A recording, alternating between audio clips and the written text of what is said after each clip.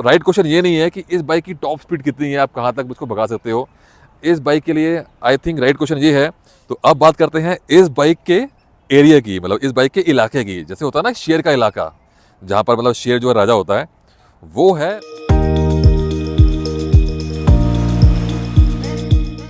Okay ji, this is all new Triumph Scrambler 400X। Amazing bike.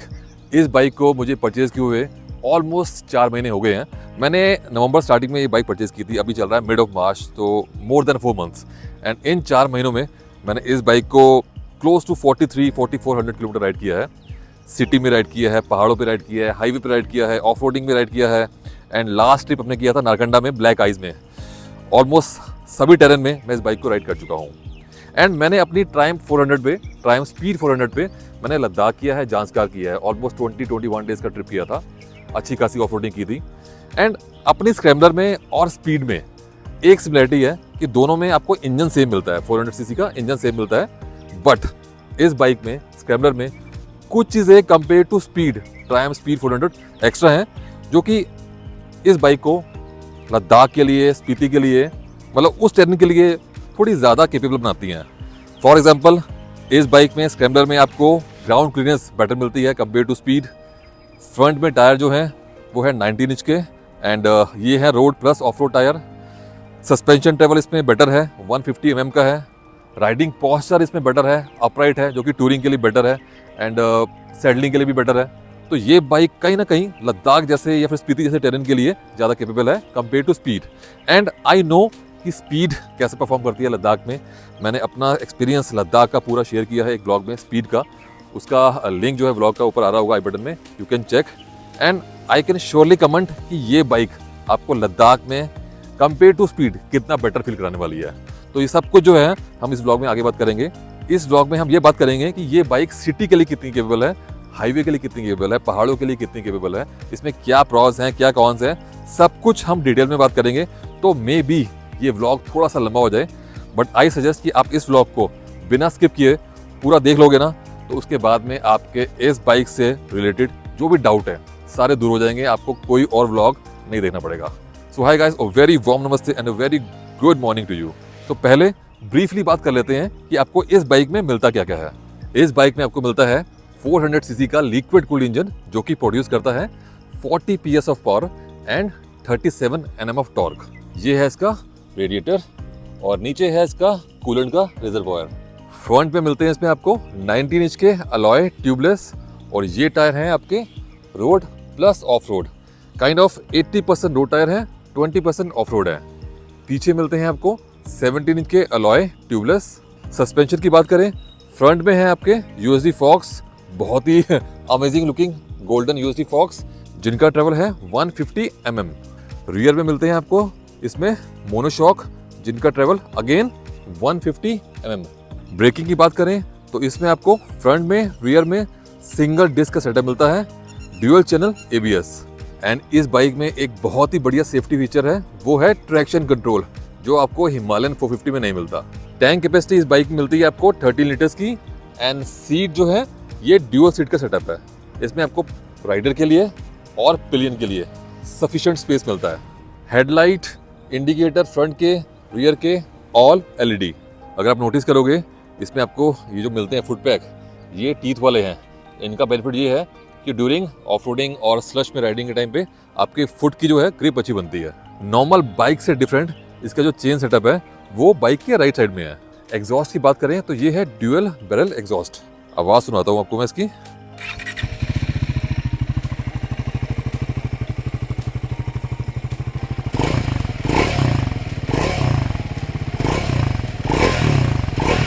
Exhaust sound इस exhaust की, इस bike की amazing, no doubt.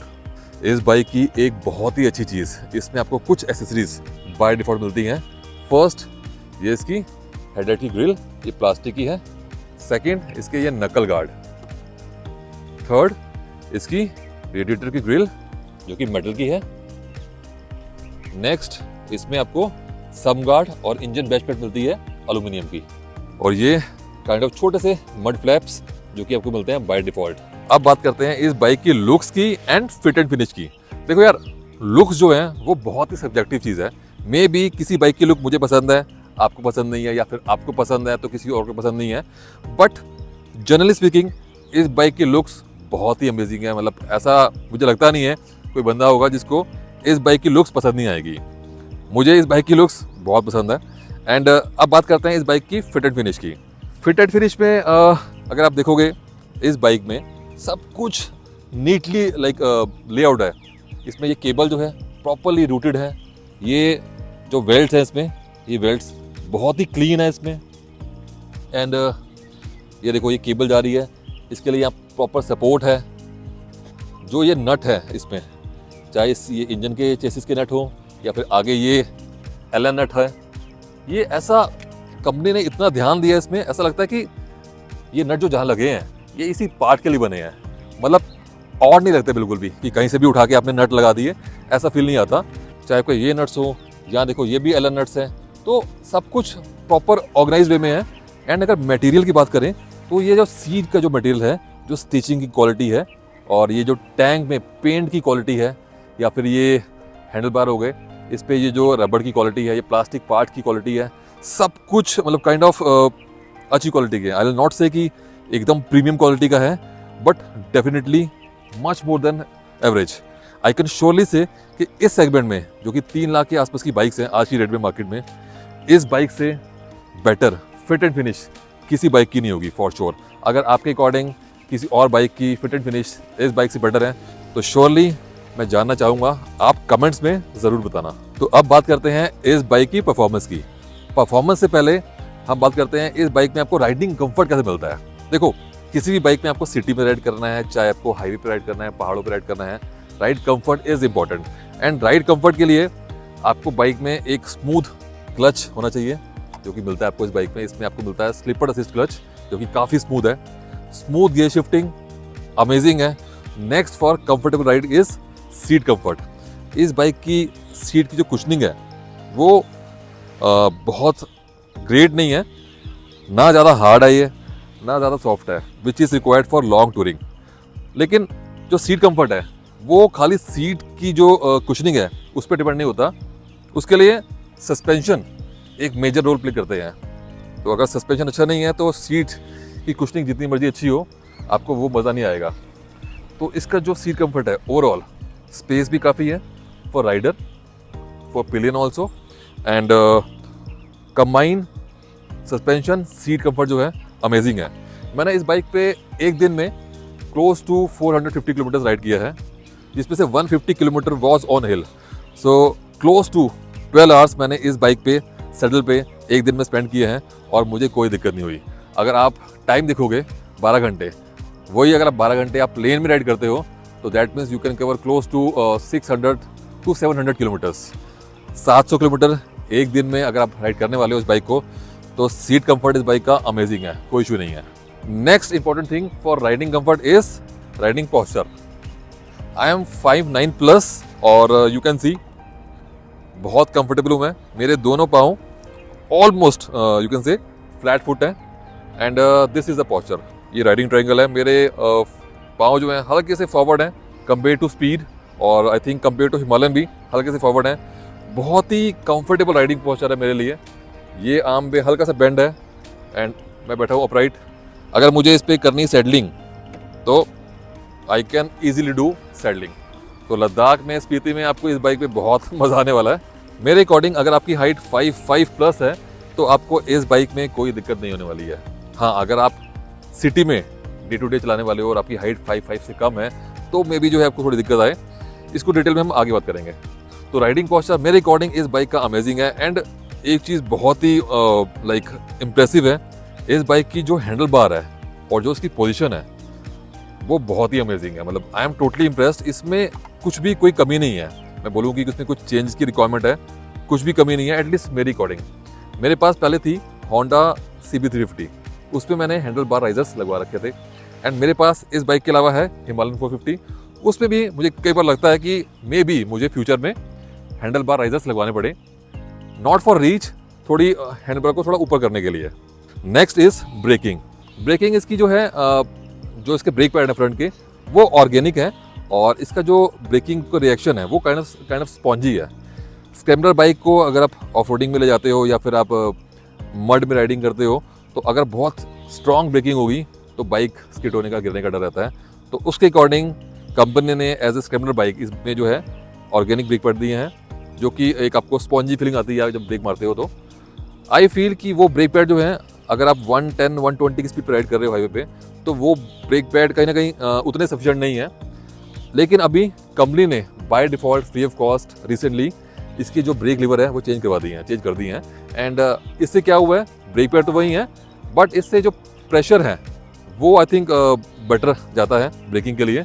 तो अभी मुझे लगता है कि इस बाइक के जो ब्रेक पैड हैं वो सफिशिएंट है फॉर स्पीड लाइक 110 किलोमीटर की का स्पीड है आपकी, तो उसके लिए अभी ब्रेक पैड की जो बाइट है वो सफिशिएंट है। रियर के ब्रेक पैड ओके हैं, एवरेज है, नॉट बैड। अगर आपकी रिक्वायरमेंट प्योरली टूरिंग है तो आप इसके फ्रंट के जो ब्रेक पैड है वो चेंज भी करवा सकते हो। जो इसके स्पीड वाले ब्रेक पैड हैं उनकी cost I think close to 2700 rupees है, आप वो भी लगा सकते हो। सो नेक्स्ट इस बाइक का मीटर कंसोल, जो कि है एनालॉग प्लस डिजिटल। ठीक ठाक है, बहुत अमेजिंग नहीं है, बेसिक सा है, बट इसमें आपको सारी इन्फॉर्मेशन मिल जाती है। ट्रिप मीटर मिल जाता है आपको, आरपीएम मीटर मिल जाता है, इसमें आपको टैकोमीटर है, ये स्पीडोमीटर मिल जाता है आपको, देन ये किलोमीटर्स दिखा रहा है, गियर्स दिखा रहा है। मुझे ऐसा लगता है कि इसमें अगर आपको ये जो टैकोमीटर है ये काफ़ी छोटा सा है, मुझे इसको जब देखना होता है आरपीएम मेरे कितने हैं तो मुझे थोड़ा ध्यान लगा के देखना पड़ता है। तो मेरे अकॉर्डिंग ये आरपीएम मीटर यहाँ होता अगर कहीं, या थोड़ा बड़ा होता, और स्पीडोमीटर सिंपल सा डिजिटल होता जिसमें आपको डिजिट में स्पीड आ रही होती, तो वो भी मेरे अकॉर्डिंग आई थिंक थोड़ा बेटर होता। बट ठीक है, जो भी मिल रहा है उसमें आपको ठीक मिल रहा है। किलोमीटर्स यू कैन सी 4240 हो चुके हैं। अब बात करते हैं इस बाइक की परफॉर्मेंस की सिटी में, हाईवे पर, पहाड़ों पे। देखो ये बाइक जो है 400 सीसी की है, 40 PS की पावर देती है, इसका वेट है 187 kgs, बट स्टिल इसका वेट जो है आपको फील नहीं होता। यू कैन सी ये 190 के आसपास की बाइक है। I am just trying to show कि इस बाइक का वेट बहुत ही प्रॉपरली जो है कंपनी ने मैनेज किया हुआ है। एंड अगर आप इस बाइक को सिटी में राइड कर रहे हो और आप खासकर लोअर सेगमेंट की बाइक से आ रहे हो, 150 सीसी की बाइक से आ रहे हो या फिर 200 सीसी की बाइक से आ रहे हो, तो आपको इस बाइक को सिटी में चलाने में कोई दिक्कत नहीं होने वाली है। आप इस बाइक को एंजॉय करोगे। अगर आप बाइकिंग में न्यू भी हो तो मेरे अकॉर्डिंग 2 दिन चलाने के बाद में आप इस बाइक के साथ में यूज टू हो जाओगे, आपको कोई दिक्कत नहीं आएगी। आप 2 दिन बाद इस बाइक को ऐसे चला रहे होगे जैसे आप बहुत टाइम से चला रहे हो। एंड इसका मेन रीज़न एक ये भी है कि इस बाइक का लो एंड और मिड एंड अमेजिंग है। आपको इस बाइक में फ्रीक्वेंटली गियर चेंज नहीं करने पड़ते, वेट मैनेज्ड है, फ्रीक्वेंटली आपको गियर चेंज नहीं करने पड़ते। इंजन इज रिफाइंड, आपको कोई vibration at least 90 kilometre per hour तक की स्पीड तक आपको इस बाइक में कोई वाइब्रेशन फील नहीं होती। इसी वजह से ये बाइक जो है सिटी के लिए बहुत ज़्यादा केपेबल है। हाँ, अगर आपकी हाइट 5'5" या उससे कम है और आप इस बाइक को ले रहे हो प्योरली सिटी के लिए, आपको डेली जो है ट्रैफिक में इस बाइक को राइड करना है, तब उस केस में जो है आपको इस बाइक में दिक्कत आ सकती है बम्पर टू बम्पर ट्रैफिक में। रीज़न बीइंग कि ऑफकोर्स आपके जो पाँव हैं वो पूरे आपके लगेंगे नहीं, तो थोड़ा सा टफ रहेगा आपके लिए। बाकी अगर आप स्किल्ड राइडर हो फिर तो कोई दिक्कत नहीं है, आपकी कितनी भी हाइट है आप ले सकते हो। बट जनरली मेरे अकॉर्डिंग जो लोग न्यू राइडर हैं जिनकी हाइट 5'5" से कम है, तो डेली वो ट्रैफिक में स्ट्रगल करना, पाँव यहाँ लगाना वहाँ लगाना, मेरे अकॉर्डिंग जो है बहुत प्रैक्टिकल नहीं है। उस केस में जो है आप स्पीड ले सकते हो अगर आपकी प्योरली रिक्वायरमेंट जो है सिटी की है। अब बात करते हैं इस बाइक की हाईवे परफॉर्मेंस की। हाईवे पर ये बाइक बहुत ही अमेजिंग है, बहुत स्मूथ चलती है। इस बाइक का as I told you low and अच्छा है, मिड एंड अच्छा है, एंड इंजन जो है आई कैन श्योरली से कि इस सेगमेंट में 3 लाख के आसपास की जो बाइक है, ओवरऑल जो है इंजन है ये बहुत स्मूथ है। 90 तक इसमें कोई भी बजिंग, कोई भी वाइब्रेशन नहीं है इस बाइक में। फ्रीक्वेंटली आपको गियर चेंज नहीं करने पड़ते। एंड हाईवे पर मैं बात करूं, इस बाइक का जो स्वीट स्पॉट है जिसपे इंजन बिल्कुल भी स्ट्रेस फ्री नहीं फील करता, वो है 95 किलोमीटर पर आवर की स्पीड। 95 की स्पीड तक इसके जो आरपीएम होते हैं वो होते हैं close to 5500 RPM, and you can feel कि इंजन एकदम रिलैक्स है। उसके बाद 90 के बाद 95 के बाद हल्की सी बजिंग आपको जो है फुट पैक पे फील होती है, बट दैट इज़ नॉट अनाइंग। लेकिन हाँ, इंजन का जो थोड़ा सा बिहेवियर है वो चेंज होता है। इस बाइक पे मैं नॉर्मली जो क्रूजिंग करता हूँ वो करता हूँ क्लोज टू 110 की स्पीड पे या 115 की स्पीड पे, या मैक्सिमम 120 की स्पीड पे। एंड 120 की स्पीड पे आपको फील होता है कि आप बाइक को थोड़ा सा पुश कर रहे हो। बाइक जो है हायर आरपीएम पे है, हल्का सा आपको बजिंग की जो फीलिंग आती है, फुट पैक पे फीलिंग आती है आपको, but that is not at all annoying, कोई दिक्कत फील नहीं होती है। आई फील कि आपको इस बाइक से अगर बेस्ट माइलेज निकालनी है, क्योंकि काफ़ी लोगों का ये माइंड में रहता है कि चाहे बाइक 400 सीसी की है, 40 PS की पावर की है, माइलेज अच्छी होनी चाहिए, तो आई फील कि आपको 95 अगर 100 की आपकी स्पीड मेंटेन है हाईवे पे, तो आपको इस बाइक की जो है बेस्ट माइलेज मिलेगी। एंड आई फील कि इस बाइक में अगर आपकी स्पीड 120 से ऊपर जाती है तो आपको थोड़ी सी ज़्यादा जो है वाइब्रेशन फील होती है। मुझे लगता है कि इस बाइक में कंफर्टेबली मैं 120 की स्पीड तक जो है ऑल डे लॉन्ग क्रूजिंग कर सकता हूँ।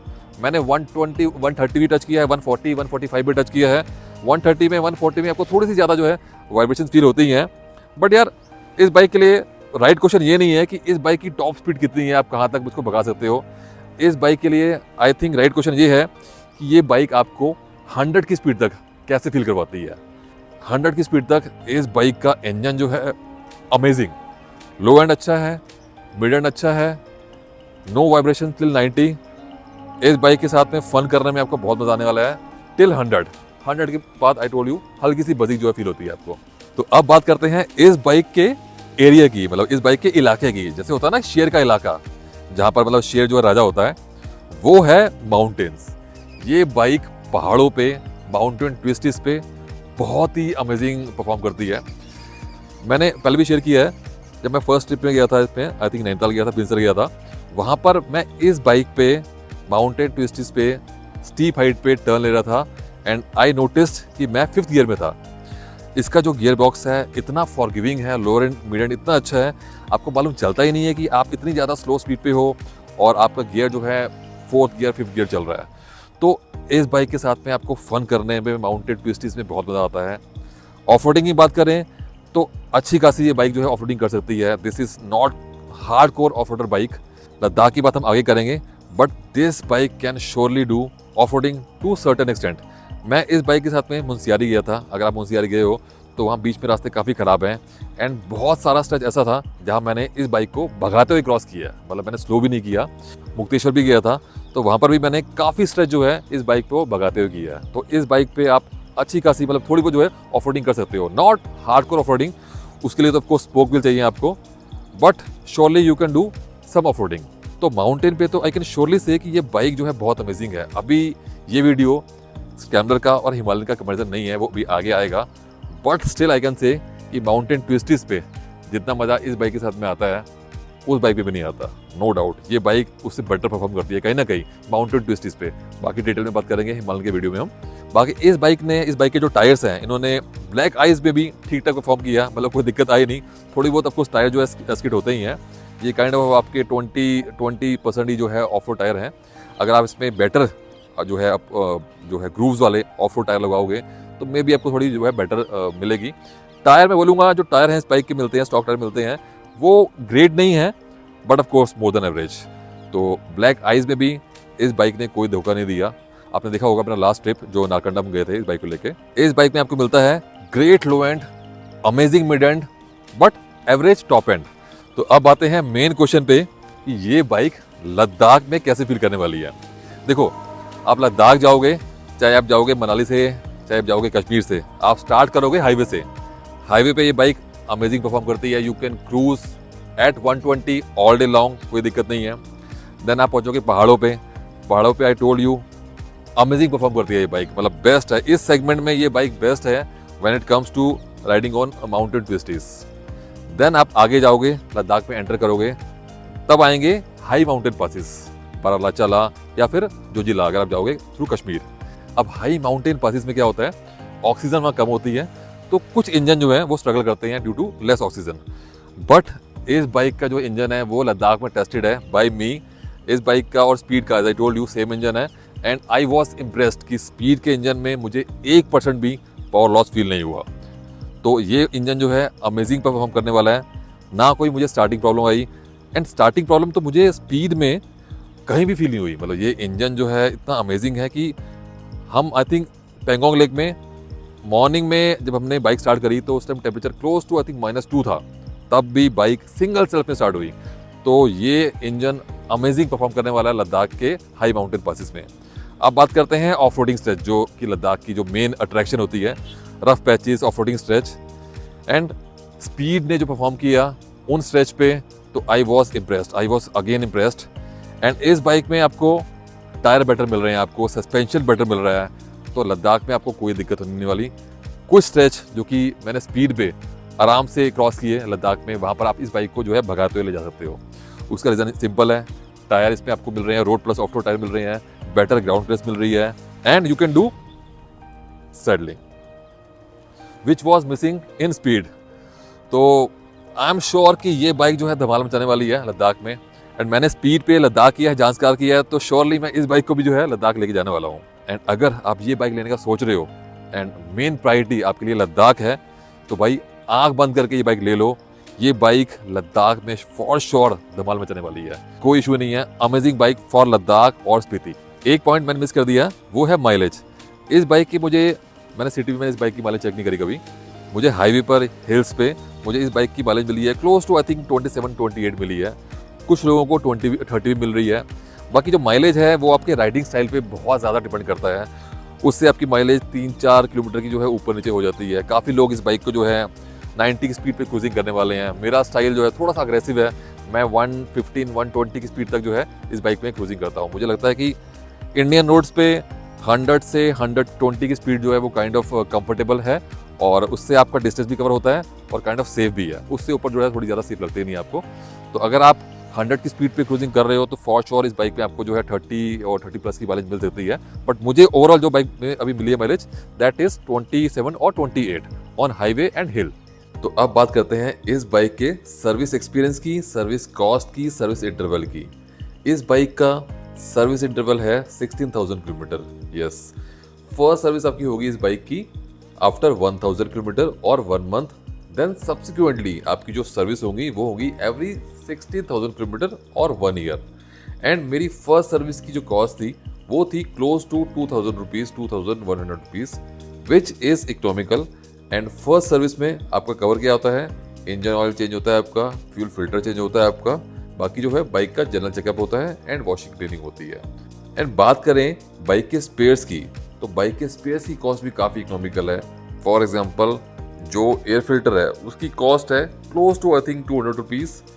ब्रेक पैड की कॉस्ट है वो है आई थिंक 400 रुपीज़, रियर के फ्रंट के दोनों। तो कहीं ना कहीं ओवरऑल जो आपको इस बाइक की सर्विस कॉस्ट या फिर मेंटेनेंस कॉस्ट है वो इकोनॉमिकल रहने वाली है। इस पॉइंट को हम बहुत ज़्यादा डिटेल में कवर नहीं करेंगे क्योंकि मैंने इस पॉइंट को काफ़ी व्लॉग्स में कवर किया हुआ है for Speed, for Scrambler. Overall I can say service cost is economical, maintenance cost is economical. One thing I want to add कि इस बाइक का सर्विस इंटरवल है 16,000 किलोमीटर, बट मेरे अकॉर्डिंग आपको इस बाइक का जनरल चेकअप जो है आफ्टर 5,000 किलोमीटर जो है करवाना चाहिए। और मेरे अकॉर्डिंग आप कुछ चीज़ें जो है आप खुद से जो है इस बाइक में चेक कर सकते हो, ये आपको करवानी चाहिए। उसको मैंने एक सेपरेट काफ़ी इंपॉर्टेंट ब्लॉग में कवर किया है, उसका लिंक ऊपर आ रहा होगा आई बटन में, यू कैन चेक। अब बात करते हैं इस बाइक के कॉन्स की और नेगेटिव पॉइंट की। फर्स्ट नेगेटिव पॉइंट इस बाइक में मेरे अकॉर्डिंग वो है इस बाइक का सर्विस नेटवर्क। इस बाइक का जो सर्विस नेटवर्क है कहीं ना कहीं अभी भी ट्रायम को और बजाज को दोनों को जो है थोड़ा एक्सपेंड करना पड़ेगा, क्योंकि जब मैं लद्दाख गया था अपनी स्पीड को लेके तो सबसे बड़ा कंसर्न मेरे माइंड में ये था कि अगर मेरी बाइक ख़राब हो गई तो मुझे कोई सपोर्ट नहीं मिलने वाली। जो RSA है इस बाइक का वो भी टिल 100 किलोमीटर तक का जो फॉल्ट है वो कवर करता है। एंड इस बाइक का सर्विस सेंटर पंजाब में है, कश्मीर में है भी नहीं, लद्दाख में है भी नहीं। और ये एक मेरा सजेशन भी है, अगर ट्रायम से कोई देख रहा है ये वीडियो तो मेरे अकॉर्डिंग अभी लद्दाख का सीज़न आने वाला है तो ट्रायम को एक मे बी मोबाइल अपना सर्विस नेटवर्क लद्दाख में देना चाहिए, क्योंकि काफ़ी लोग इस बाइक को लद्दाख में ले जाने का प्लान कर रहे हैं। तो अगर सीज़न टाइम में फॉर 2 मंथ स्टार्टिंग फ्रॉम मई, जून, जुलाई लद्दाख में ट्रायम अपना सर्विस नेटवर्क जो है अपनी सर्विस मोबाइल वैन ले में करता है, खड़ी करता है, इंस्टॉल करता है, तो जो राइडर्स हैं उनको काफ़ी कॉन्फिडेंस मिलेगा जो लद्दाख लेके जा रहे हैं इस बाइक को, क्योंकि जो भी इशू होगा वो वहीं पर ही रिजॉल्व हो जाएगा। तो सर्विस नेटवर्क जो है इस बाइक का काफ़ी कम है। आई थिंक अभी भी जो है क्लोज टू 50 ही सर्विस सेंटर हैं अक्रॉस इंडिया इस बाइक के, जो कि ट्रायम को और बजाज को आई फील जो है इम्प्रूव करने चाहिए बहुत जल्दी। एंड आपके अकॉर्डिंग 50 नहीं है, ज़्यादा है, तो जो भी है you can tell me in comments. एक कौन था इस बाइक में स्टॉलिंग इशू, बाइक जो है लो RPM पे जो है बंद हो जाती थी, अब वो इशू जो है ख़त्म हो गया है। आई थिंक मैंने जब से इसका जो है ECU अपडेट करवाया है उसके बाद एक बार शायद बाइक जो है मेरी बंद हुई है, मतलब मैं बोल सकता हूँ कि मे बी मैंने 10 बार राइड किया होगा तो एक बार या 2 बार जो है बाइक बंद हुई है, वो भी एक बार ही, मतलब एक दिन में एक बार ही। नेक्स्ट इस बाइक का फ्यूल इंडिकेटर इशू। इसमें क्या होता है, आपने इस बाइक में फ्यूल फिल कराया, टैंक फिल कराया, तो ये आपका जो फ्यूल इंडिकेशन है ये पूरा आ जाएगा ऊपर तक। देन आपने बाइक चलाई till 100 kilometre, till 150 kilometre, till 200 kilometre, आपका फ्यूल इंडिकेशन बिल्कुल भी कम नहीं होता। 200 किलोमीटर के बाद में एकदम शार्पली कम होना शुरू होता है।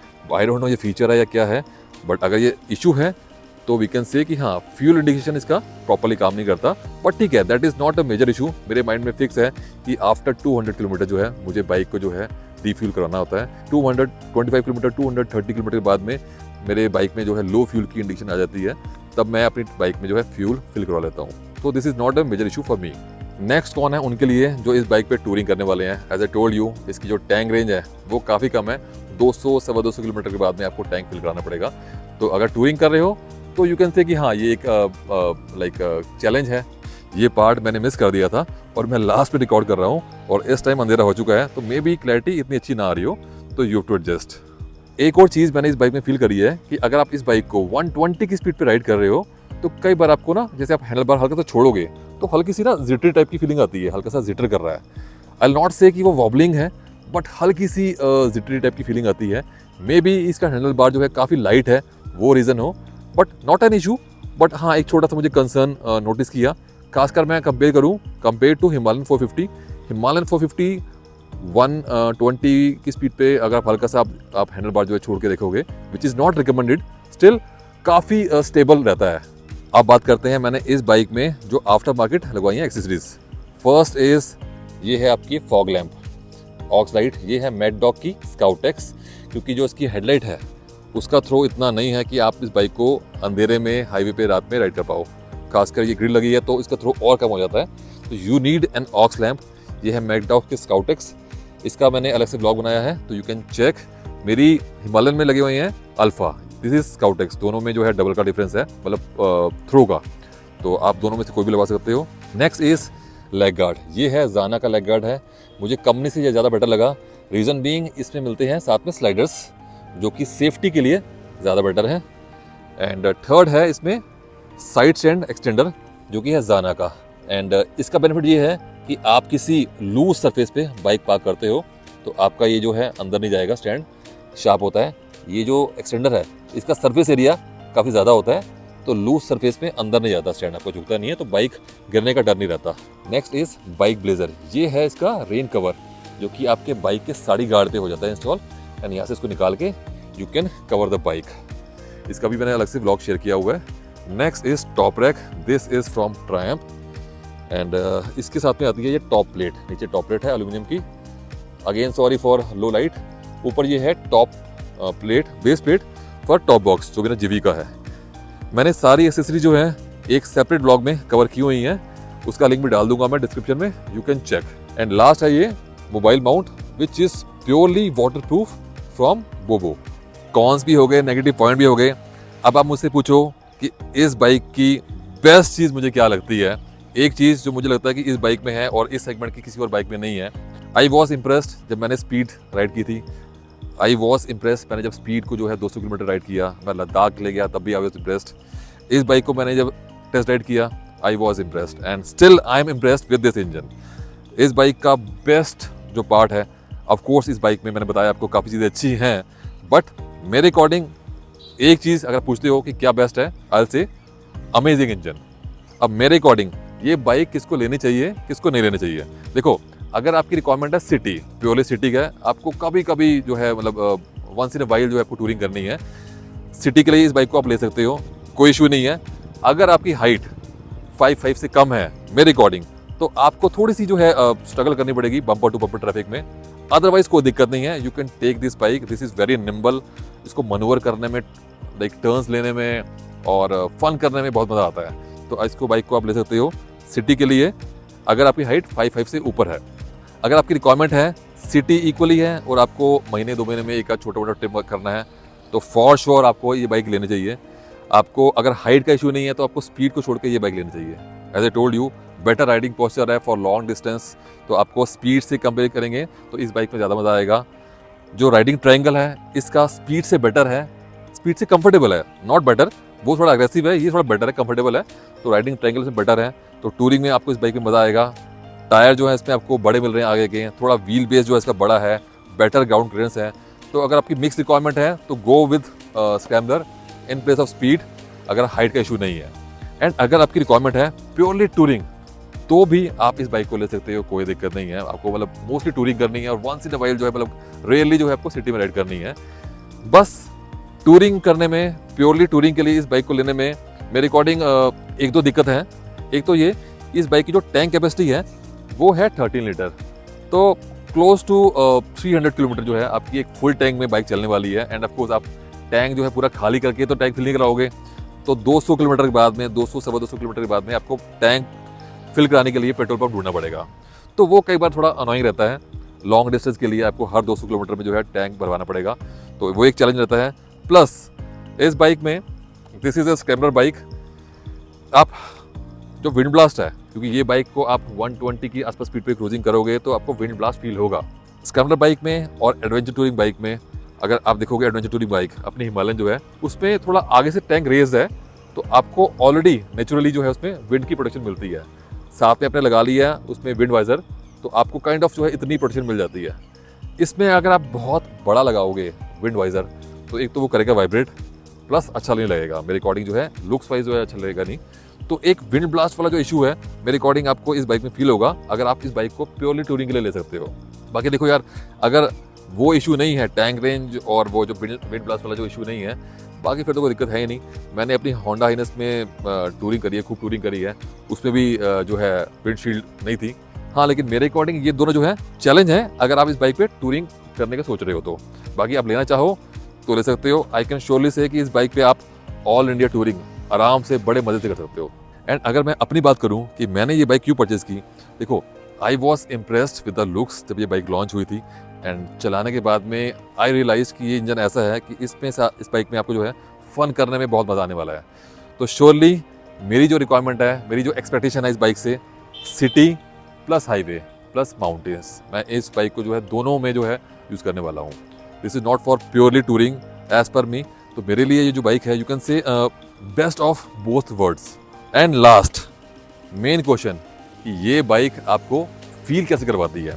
देखो, आपने मेरा वीडियो देखा या किसी और यूट्यूबर का वीडियो देखा, आपने यूट्यूब पे कोई भी वीडियो देखा इस बाइक के बारे में, आपने उनका ओपिनियन ले लिया, मेरा ओपिनियन ले लिया, बट ये बाइक आपको कैसे फील होगी, आपको कैसे फील करवाती है, वो मैं आपको नहीं बता सकता। वो आपको बाइक की टेस्ट ड्राइव लेकर, एक बार नहीं, दो बार नहीं, 3 बार लेकर आपको खुद फील करना पड़ेगा।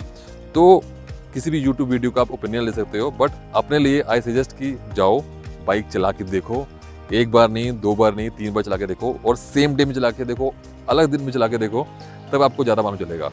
तो कोई भी बाइक लेने वाले हो, मल्टीपल टाइम मेरे अकॉर्डिंग आपको टेस्ट ड्राइव लेनी चाहिए। सो आई फील मैंने सारे पॉइंट्स इस बाइक से रिलेटेड मैंने कवर कर लिए हैं, कोई पॉइंट मैंने मिस नहीं किया। एंड आई फील ये वीडियो जो है बहुत लंबा हो गया है, मैं चैप्टर्स डाल दूंगा, आप अपना जो रेस्पेक्टिव पार्ट है वो देख सकते हो जाकर। बाकी आई सजेस्ट कि आप पूरा देखो इसको। एंड स्टिल मैंने कोई पॉइंट, कोई आपका जो माइंड में क्वेश्चन हो मैंने मिस कर दिया हो, तो आप मुझसे पूछ सकते हो कमेंट्स में। I will surely reply. May be reply थोड़ा लेट आए, आप मुझे इंस्टाग्राम पे DM कर सकते हो, आप कमेंट्स में पूछ सकते हो। तो अगर अच्छा लगा हो तो वीडियो, तो एक लाइक करना, एक कमेंट करना, एक शेयर करना। बाकी मिलते हैं नेक्स्ट व्लॉग में। Till then, ride safe, drive safe, take care and good bye.